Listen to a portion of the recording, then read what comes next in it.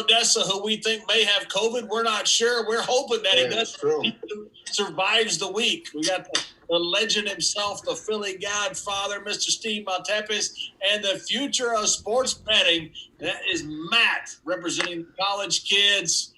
Guys, you guys ready to start our live restream? We're all ready to go. Except, what do you got there, Joe? You got a picture of Coach? Is he on the back of a milk carton? Where's Coach at? Yeah, I don't know.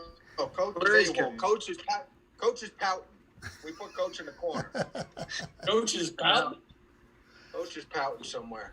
Joey, our last UFC show, Bruce Pritchard comes in the chat room, and he's watching us, and he said all I could watch was that freaking football game behind the guy in the cap. That's you. Why do you have the sneaking TV on? It's a distraction. It's live scores. It gives these guys updates and stuff, Well, let's talk some sports because we got all kinds of things going on. We got the NBA game tonight. We got the first Miami Heat, LA Lakers. The Lakers have not been very good in game one. Very often they lose game one. So tonight, talking to Matt, the college kids, and Philly Godfather, what do you guys think about this game tonight? Way I'm looking at it, I think Miami has a great shot tonight. Dog's going to come out. The dog comes out game one, especially against this Lakers team that's had trouble with these game ones. I mean, we're looking at the game ones. We saw the Rockets steal in Portland and everything. And now we're looking at the matchup. We have the coach that coached LeBron. He knows all of his weaknesses. He knows what Dallas did to them in the finals. We're looking at Bam Adebayo matching up with Anthony Davis. We're looking at the matchups that Anthony Davis has had. He went against the Nuggets. There's no good matchup there for him. We go against the Rockets, no good matchup. Again, same thing with Portland. Now he's versus a guy who has the stature, he has the build, he can guard the outside, he can guard the inside. And Adebayo, it's going to be a tough matchup for Anthony Davis. And then LeBron, you have so many people that you can throw at him. Iguodala, he has experience guarding him in the playoffs. We have Crowder, who's a big body, Jimmy Butler. And then if AD's not in the game, you can even throw Adebayo on LeBron. Make sure these guys don't get in foul trouble. Switch them constantly at different looks. You know what I mean? It's going to be a hard series for LeBron James and the Lakers, in my opinion. Yeah, I agree 100%. Not to interrupt you, JBL, but I've got some small futures on the Lakers at 20-1, and I already hedged them with the Miami Heat. This series reminds me of back in 2011 when you had LeBron and Wade against Dirk and a bunch of role players on that Dallas Mavericks team, and Dallas came out on top. This Miami Heat team is a real team. They got chemistry, cohesiveness, and and they're not scared. Jimmy Butler's coming into the series, and he wants a ring, very, very bad. So he wants to prove the world wrong. The Heat definitely has a shot, man. They got some shooters. They play defense, and they got that kid Hero. So if you're looking to look at an MVP here and if you think Miami Heat can win this series, you might want to nibble a little bit on Hero, the next big superstar at 38-1. He definitely has a shot of cashing a ticket here. Hey, Philly Godfather, let me ask you something. We got Mr. Nick Agovina is in our Facebook chat. We've got at least on the video here. We are pretty much neophytes as far as video. Matt of the college kids, who's by far the best looking one of the entire group, especially when you compare him to Joey. But he is the one that is on his big picture is on the live thing. Let me try and fix that. How do you change that? Let me see what I can do, because we want your pretty face on there too, JBL. Oh, there's me. Is that better? Where are we? Where exactly are we? There you go. No, get Joey off. Get Joey off. Yeah, you could put up like a tomato or something for Joey. Joey, what happened to Coach? Where are we? I'm lost. There you are. I'm looking. Are we on YouTube? Yeah, we're on YouTube. We're on YouTube, Facebook. I'm looking at YouTube, and I don't see it. I don't know why I don't see it. Coach did something. I know Coach did something. He unfollowed me on Twitter. He blocked me on Twitter, and now he's blocking the YouTube account. He's up to something. He's up to his old tricks, JBL. There we go. There we go. Jesus. Good. All right, I'm back. You're back now? Yes. So you guys think that the Heat got a real shot here to win this championship? This seems pretty interesting to me. You got All kinds of storyline here. You got Pat Riley, had LeBron James. LeBron leaves, go back to Cleveland. The Miami Heat, Bolster. I mean, this is an incredibly interesting matchup with these two teams. Yeah, both teams I think are 12-3 in the playoffs, so it's not like Miami Heat's a pushover here. And like I said, that X factor that Jimmy Butler's bringing to the bubble, bringing to the NBA championship, that might be enough to push this team over the edge, man. Where does Jimmy Butler go from here, Matt? I mean, is he going to be? I mean, is he a guy that people are going to start talking about like they have different stars in the past? You know, guys that have won championships. Is that how he's going to be considered?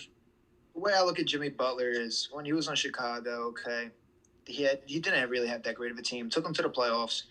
Then he went to the Timberwolves. He had him at a 3 seed, and then he got hurt. When he got hurt, they went down to the 9 seed. He came back for that last game, the last 2 games, playing hurt after coming back early from the torn meniscus. Took that team to overtime in a great game against Denver, and he took them to the playoffs as an 8 seed. So before he left, he had him as a 3 seed. Without him, they went to the 8 seed. This dude, he's a killer. He's a winner. He knows what it takes to win, obviously. We see him in the finals this year. And now they just built around the right cast, and he has the team he wants in Philadelphia. Look, I wanted to keep him in Philadelphia. My favorite is the 76ers, but it didn't fit. He wants to win more than these other guys, these young guys that don't get it yet. And Jimmy Butler, you look at him, when he came to the Sixers, we're 1 shot away from maybe reaching the finals against Kawhi Leonard. You know, you had that crazy bounce, triple bounce, whatever it was. Maybe if that doesn't go in, the Sixers might be in the finals. So Jimmy Butler definitely has it. I don't know. You can't put him with LeBron, of course, or any of these other guys. They're legends, Hall of Famers. It's one of the best to ever play. But Jimmy Butler, in his prime right now, he's trying to make his mark on the NBA and his legacy. I ask a question, guys. Is this a reverse alternate line tonight? Should I bet should I lay the 2.5 with the Heat plus 2.25? We've been doing that a lot lately.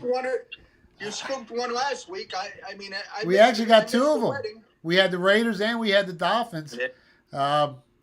You know what? I think if they're going to sneak one, this is the night, Joe. So if you want to nibble a little bit, it's got a shot. You know what I mean? you hit one last week, didn't you? 2 of them. hit a We had big 2. one We had 2, and I missed it. Yeah, You know, wedding funeral for me. It's always that way. Hit the But yeah. big one, Steve, on the Los Angeles Raiders, not Las Vegas Raiders, right? We do a -3.5 Yeah. line. It was Yeah. a plus, what, 300 something? Yeah, it was +3 plus, depending on where you shop. And then we nibbled a little bit on the Dolphins on Thursday night as well. But this is a game that I could very well see you can watch, see the Heat winning by 3 points. You know how key that number is in the NBA. So if you can, what is it, Joe? 2.5? 2.5, and you take back like plus 2.25. Sounds like sounds like a good bet. The way I think about it is they have a shot to win. If they have a shot to win, then they have a shot to cover that 2.5. Yeah, the cover, right? Yeah, that makes sense. That's why I was asking. When I'm looking at the game, I mean, I look at the Miami team. They're just a deeper team, 1 through 12, whereas the Lakers, they rely heavily on LeBron and AD. So I think the other players they're deeper 1 through 12, the Heat, but man, the greatness of LeBron and Anthony Davis is hard to compete with. And you see AD hitting those big shots from the outside, those big 3-pointers, clutch time. But the Heat have great perimeter defense, so I don't see that happening in this series. So he's going to have to play down low a little bit more. I know 8-Ball has been banging the under 9.5 rebounds every time on AD because he hasn't been playing down low. And I think this time they're going to switch it around. So you think they're going to 8-Ball has been going that under every single time on AD and cash every you time. You think they're going to switch AD to playing more down low? Well, they're going to have him shooting on the outside, but once he starts, he's going to be covered with that great perimeter defense that Miami has. They're going to have to make an adjustment, or else, it's going to be tough for him to make those long shots. Joey, let me ask you a question about Conor McGregor. Conor McGregor said he wants to fight. He wants to fight anybody. And Daniel Cormier said that he would fight him. 70 pounds? This has no chance of happening, does it? No, come on. Conor was talking about fighting a mixed martial arts bout against Diego Sanchez. He wanted to do it in California. He's like, I'll come back and fight Diego. I mean, you talk about a softball. I mean, Diego's his best years are way beyond, Conor's about money, though. And I tell you what, there's a good chance this Pacquiao thing ends up happening. I think it's great if it does because Conor's got no chance. I mean, you can't even. It's not even. It's hard to even take serious. Joe, You know what's great about it, though, Joe? You know what's great about it? Conor's got nothing to lose. So he's going to go in there. He's going to sell this show. He's going to get all those guys that love to bet on him. You're going to grab a big number, probably 10-1 on McGregor, maybe a little less. And, he's going to have the reach. He's going to have the height. But anyone who's ever fought a southpaw before would tell you, those punches are coming from different angles. And, man, he's so fast. He's in and out. He's on the side of you. He's on this side. It's not a boxer, though. No, I mean, come on. I mean, but he's going to be very entertaining. You got to admit, it's going to be entertaining. Look, I'll buy it. I'll watch it. And, again, if Floyd didn't beat up Conor, if that didn't happen, I wouldn't even give any credibility to any possibility of this happening.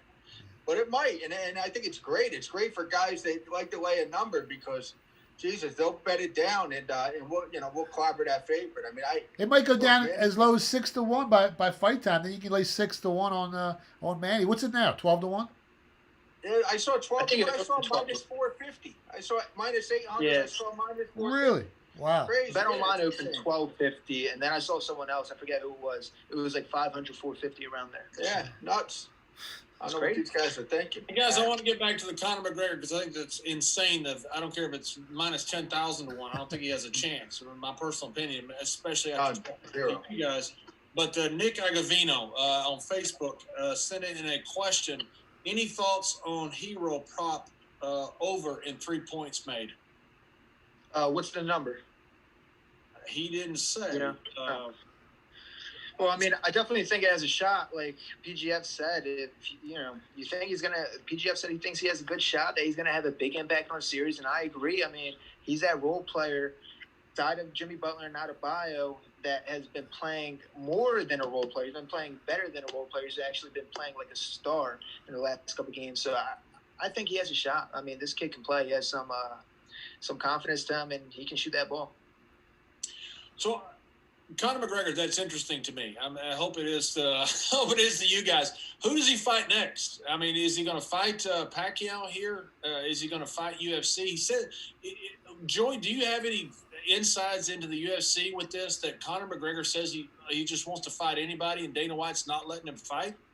No, Conor's a problem. I mean, Conor's money, but Conor's also, I mean, not to bring up Coach again, but Conor, you got to treat Conor with velvet gloves, kind of like Coach. How do you get Coach? No, you really put do. Coach into the conversation. He's the money maker. I mean, Conor's the money maker. There's no question about it. I mean, put Conor against anybody. Put Conor against me. He's gonna sell a zillion tickets, make a ton of money. But they talked Ultimate Fight. There was a plan for Khabib and Conor to coach the next season of the Ultimate Fighter. And Conor somehow blew that. He pissed Khabib off, and Conor blew that. I don't know the exact details of it, but I'm of the opinion that Conor, while he's playing, with, like Coach would say, house money. I mean, whoever he fights, he's going to make a ton of money.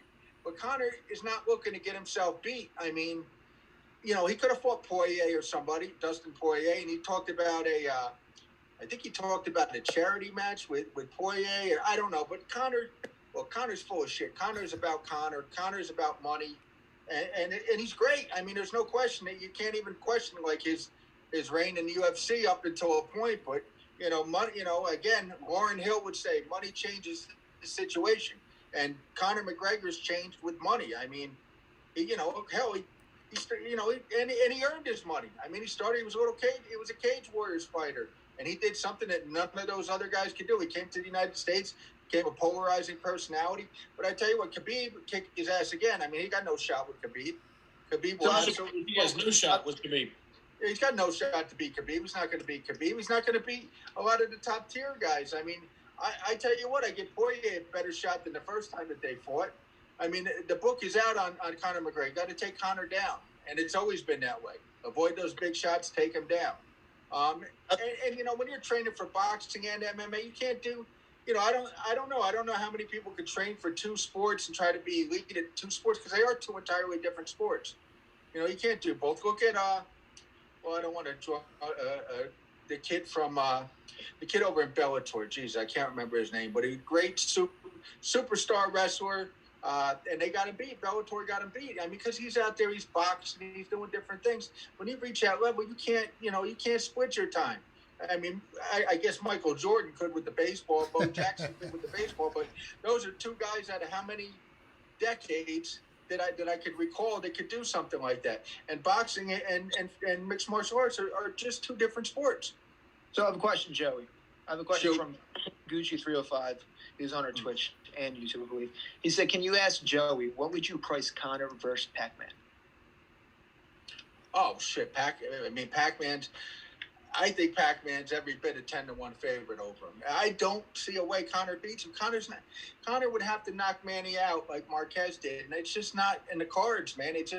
Conor's not a boxer, man. And I tell you, I watched that Paulie Malignaggi, and so did you, Steve. We watched him get beat over in that bare knuckle stuff. He got busted up. I thought, boxing wise, he was head and shoulders above the rest. And I even think that Paulie Malignaggi against Conor McGregor in a boxing match, Paulie's over the hill a little bit too. So it's tough for me to say. But the best Paulie Malignaggi against Conor just kicks Conor's ass. It's not even competitive. The Paulie Malignaggi that fought Cotto, that got his ass handed to him, like Conor McGregor is not Miguel Cotto in a boxing ring. And he is, and don't get me wrong, I'm not shitting on Conor McGregor. What he's done is just his popularity, he's exceeded his talent. I mean, he's tough, but and he did. He knocked out Alvarez, he knocked out Poirier, he knocked out was it Mendez? I don't even remember, but he knocked everybody out. And then Diaz comes along with that pitter patter jab stuff and some jiu-jitsu, and Nate Diaz was never a world beater. He just got in the public eye. Their whole screw the world kind of mentality, and a lot of fans cling to that. The MMA fans cling to that, and I don't want to say MMA fans are like bottom feeders, but they like that stuff, the swearing and the craziness. And Steve, you could probably you'll agree with me on this. Like going to a mixed martial arts, like when you go to a premier boxing card, I mean, it's like I think it's classy. There's more. The crowd is more classy. Sometimes, yeah. I mean, it is the sweet science. I'm talking about the big ones. The big ones. Yeah, obviously. I mean, the cover charge is a lot higher than some of these smaller venues. But, I've always looked at boxing more of a science where, UFC is more barbaric where, obviously there's a lot of skill involved. And there's so many ways that your opponent can beat you. It's not just with his hands or his legs. He can choke you out. I mean, he can make you submit. So it's two different sports. And I'm not, I mean, I love them both now. At first, I was a little biased towards boxing. But the more I get into the UFC, the more I read about it, and the more money I make on it, I'm starting to love it. Yeah, I mean, but if I didn't wager, if I wasn't a bettor, and I get it, the UFC fans that don't want to see the boxing and the boxing guys that don't want to see the UFC guy come over. I get the loyalty that the fans have to their sport. But they are two entirely different sports. It took a while for me because I'm a boxing purist. I've been boxing since I was 10 years old. I've trained with world champions. I've trained champions. So it was a little harder for me to really get into it because to me it was more of I just thought you can lose in a much more lucky fashion in UFC than you could in boxing, at the elite level.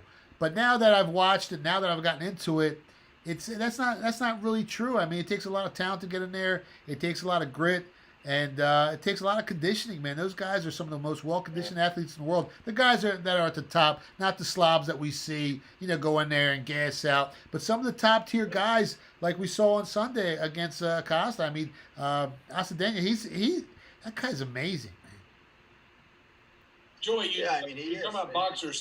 Holly Holmes this week, and we talk about this on our podcast, which is coming out tonight, perhaps in the morning. We're not sure because we had to do a lot of segments kind of not in sequential order, and so we have to put it together. You don't think Holly Holmes wins this fight Saturday, do you? No, but you know what scares me about this fight, and it's probably the only thing that bothers me about this fight because I think Aldana beat her. But my thought is, Holly Holm in her fights.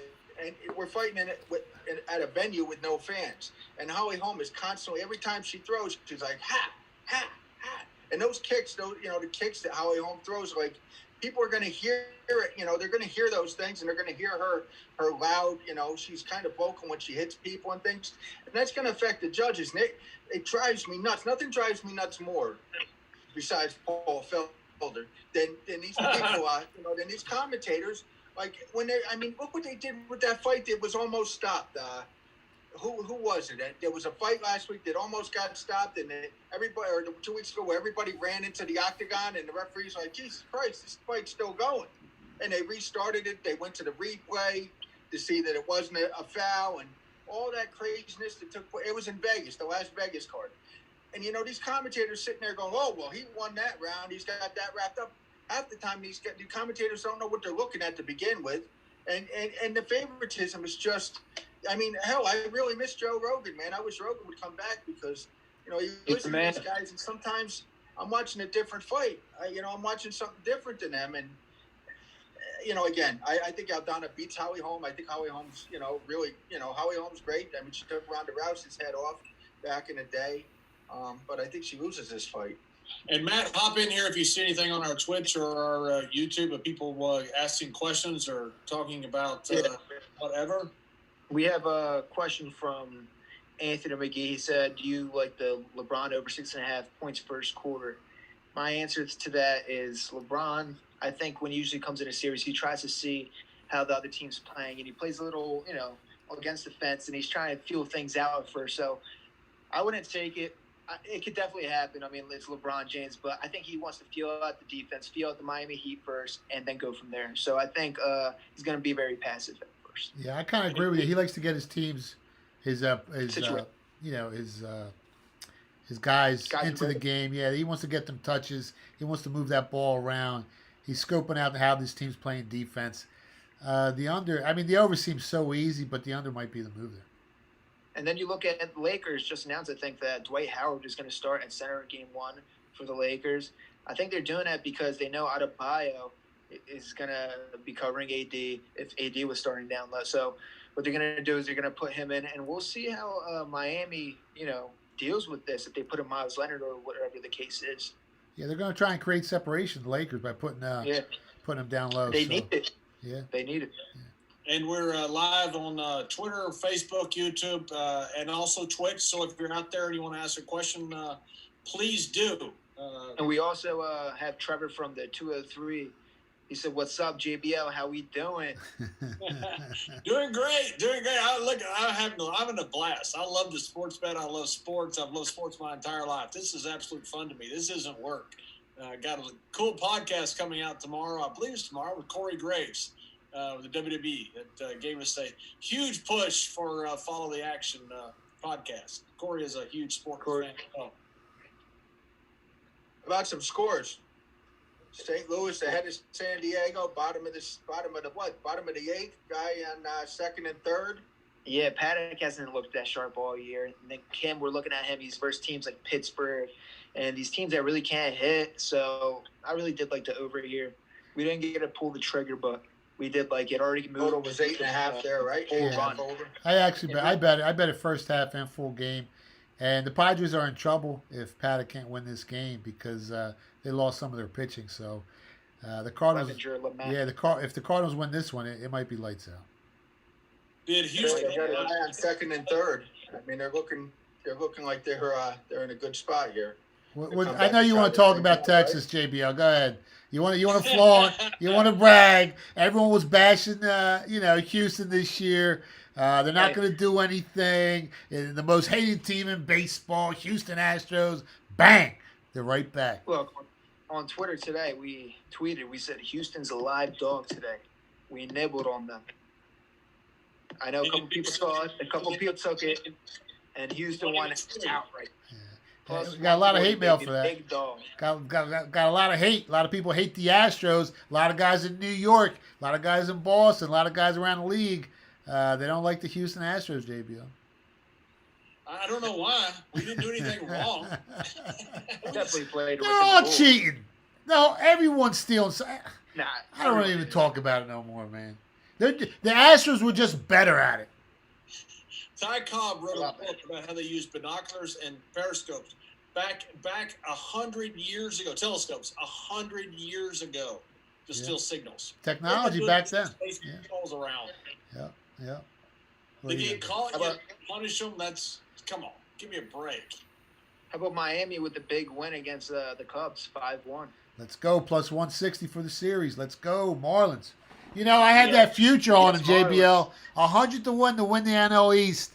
And they got close. Thank God we hedged a little bit on the Braves at minus 650. But I thought it was a great bet. And they got close, man. No one expected the Marlins to be in the playoffs. No one expected them to finish second place in their division. And they almost pulled it off.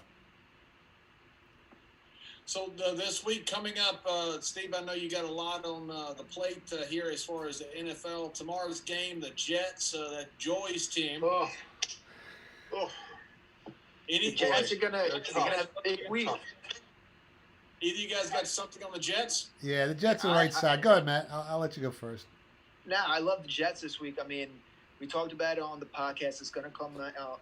And I dive into detail about it, and we get real thorough into it. And we're looking at this Denver Broncos team. They're having trouble on that offensive line. Defense line's in shambles. We have, what's his name, Casey. He's out for the season now. Big loss Pro Bowler. Von Miller Pro Bowler. Great pass rusher. He's out. Great defender.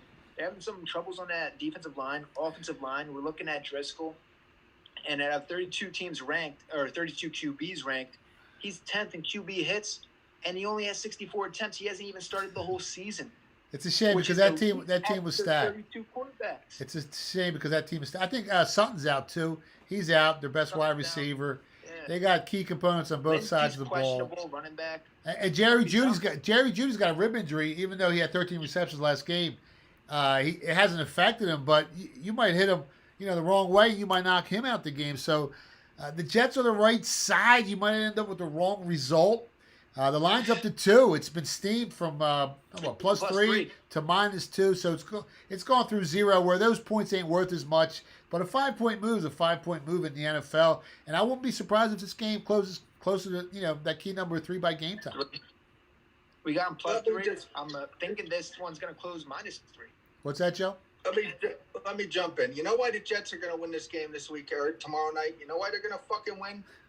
Because I had them in the first 2 weeks of this fucking circuit contest, and tomorrow's a Thursday, and I don't put my picks until Saturday. So you know goddamn well that this shitbag team that I live and die with every week is going to end up winning tomorrow night, and it's probably going to be like a bad beat for them to win. This has nothing to do with gambling, nothing to do with anything. Just has to do with the way the New York Jets have shit on me. I was born in 1969. They just continually find ways to disappoint me. It's just that's it. So it's crazy. That's how crazy the NFL market is. As soon as you jump off a team, that's when a team starts winning. That's when a team starts covering. That's when the odds makers overinflate the lines because they know the public's, based on recency bias, they're not. No one's looking to bet the Jets Thursday night. Nobody would send. Jesus. Yeah, so and this is a Jets team that's been outscored 94-37. It's just the only people going to be on the Jets tomorrow, are the sharp guys. I'm not saying they're going to, it's a guaranteed lock or anything like that, but it is the right side. We have a comment their fans have even bailed ship. What's that, Matt? We have a comment by Tricky Nicky 303. He said Brett Ripien is a starter. Quarterback for the Broncos, not Driscoll. Yeah, we talked about that in the podcast, Nicky. We talk about how it's actually going to negatively affect them. When we look at Ripien, when he came in, he played in garbage time, didn't mean anything. And we're looking at Drew Lock and Driscoll. Drew Lock was able to get away with his, scrambling and his evasiveness and his speed from these good pass rushing teams and that bad offensive line of the Denver Broncos because he has that speed. Like I said, he was able to get rollouts and everything. And then Driscoll runs a 4.56. He has some speed to him. But this guy, Ripien, he runs a 4.9, and the only reason he looked good last week, in my opinion, was he was playing in garbage time. It didn't mean anything. So that's my opinion on But you know what? He does have some pedigree. He does have – his uncle's Mark Ripien, right, John? Yes. That's right, yeah, that's his uncle. So, he's got it in the bloodline. So, I'm not saying he's going to do anything, but like Matt said, looking good in trash time isn't the same as starting a game the following week. And he was on the practice squad I think, and they brought him up. So we'll see what happens. It's going to be a hard time for him. We have this Jets team going to be. They're hungry right now. They need to win it. Adam Gase knows he needs to win. He has 5 starters returning to the lineup. And we're looking at Tampa Bay when they came and they versed Denver. 10 QB hits week before, 19 QB hits with Pittsburgh. Looking at that pocket time, 1.2 seconds for Driscoll when he played. You know why? Because the defense was getting to Driscoll, and he knew he had to get it off quick or he was getting hit, and he was forcing bad decisions. Plus, so, Denver's got to come in on a short week. The Jets have been home 2 weeks in a row. This is the Jets Super Bowl right here. You either win this game. The Jets are going to come out with a win. It's today. Thursday. And to be honest, I think both fans should be rooting for these teams to lose and to tank, because at this point they got no chance of making the playoffs. They got no chance of winning their divisions. You got Buffalo, you got New England, you got the Kansas City Chiefs. I mean, teams that start off 0-3. I mean, I think there's only been 6 teams since the Flintstones that made the playoffs. So starting off 0-3. So I don't know, man. If I was a Jets fan, I'd be cheering for them to lose. But we'll see what happens. PG, I am so tired of looking forward to next year. You mentioned 1969, Joey. It was just 51 years ago. I mean, you were only 14 then, and and the Jets won the Super Bowl, and the man landed on the moon. So those things could happen again. Wow. Maybe by the time we land on Mars, the Jets will be back in the Super Bowl. They won't. They might. It's hard. I like I said, I'm just tired. I'm so tired of, after the second game of the season, looking forward to next year. It just keeps happening. It's a shame what they're doing to Darnold. Every year you're looking forward to next year, Joey. It's the truth. I'm like a year ahead. It's just they're jinxed, man. Look at all the injuries over the last couple of years. I mean, I feel sorry for you for those Geno Smith years. I mean, because that defense was so good. We had Ray Lucas. But you know what? Listen, Sanchez took them to the AFC Championship game. I mean, they were good for a couple of years back then, and they won the division. They had a good defense. Yeah, they had a great defense. Ray Lucas wasn't Parcells inserting Ray Lucas in there. Parcells was the coach. I mean, when the Jets went bad, when fucking Belichick decided to go to New England. I mean, that was the end of us. Evil genius. Hey, talking of, somebody just asked about the Westgate. This is something that I can speak on with just glee and happiness. Izzy versus Chimaev. I'm looking at the YouTube chat, and JPH asked what I think of that Westgate putting up Izzy versus Chimaev. Well, you guys could all comment on this, because you guys, JBL's a big Chimaev fan. PG, Chimaev. Matt, I don't know. I imagine like father, like son. And then we have Izzy. I mean, Izzy minus 280 versus Chimaev. Yeah. My thoughts, for me, it's a no-brainer.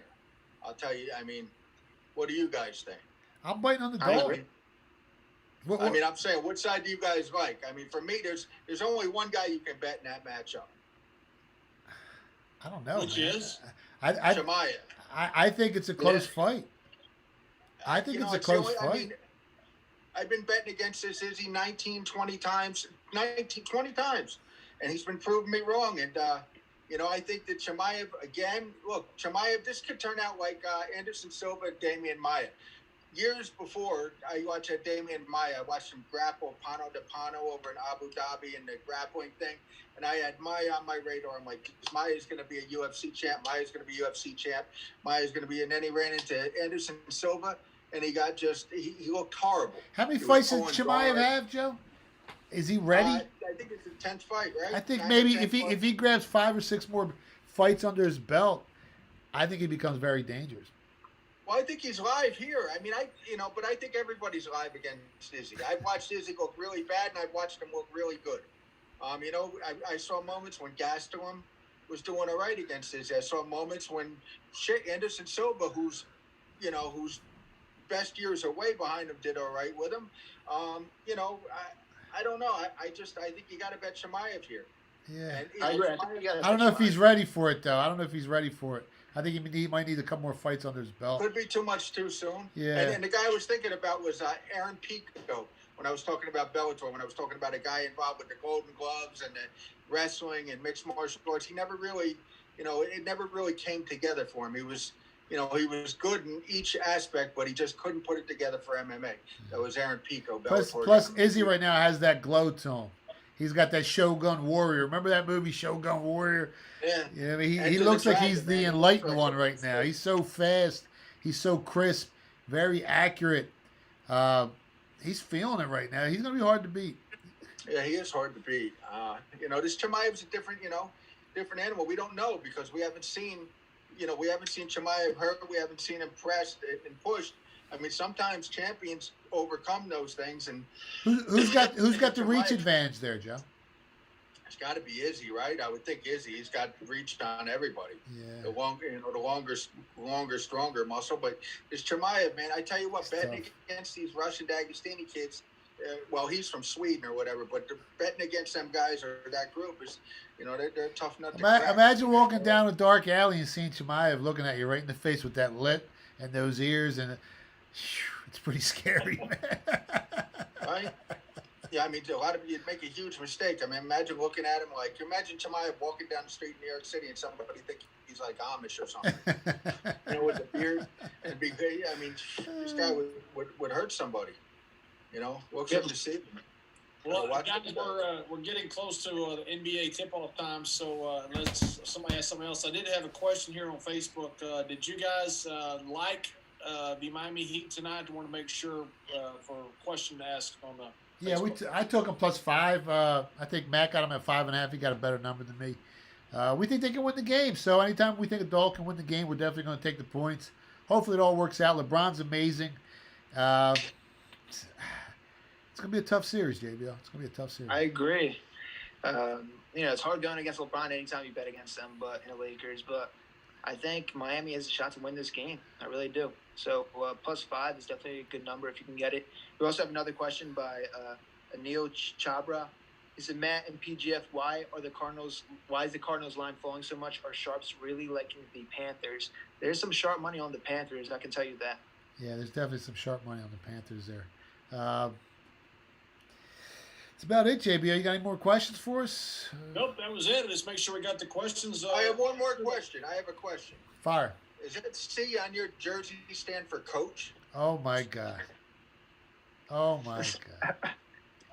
I don't know. I'm asking. Is that how do you take one person out of the chat? How do you block? Joey, I'm just glad you didn't say that C stands for John Cena. That's all I'm glad. Oh my God! I block everybody. I will be like, unfollow all of you. No. Now look, I gotta explain this. This is not for John Cena. Not for, and damn sure ain't for Coach. This is the Canton Bulldogs 1915 replica Jim Thorpe jersey. Is what this is. It's a great jersey, man. I'm jealous. I wish I had one, JBL. Yeah, I like Steve's answer better. Survey says number one answer. You just won. If there was a prize, you got it. There you have it. I hope you guys have enjoyed it that are out there watching live. Love the Miami Heat tonight, the Jets tomorrow. We got a ton of picks that we went through as far as the UFC, for the Philly Godfather, from Matt, from representing the college kids, and from Mr. Joey Odessa, who's right now going to defeat Coach. We're worried he may have it. Coach getting sick and disappearing is different. Joey, we can't afford to lose. I'm just kidding, Coach, if you're out there listening. We love you, Coach. C stands for COVID, right? C stands for COVID. I've had 3 COVID tests. I studied for every one of them.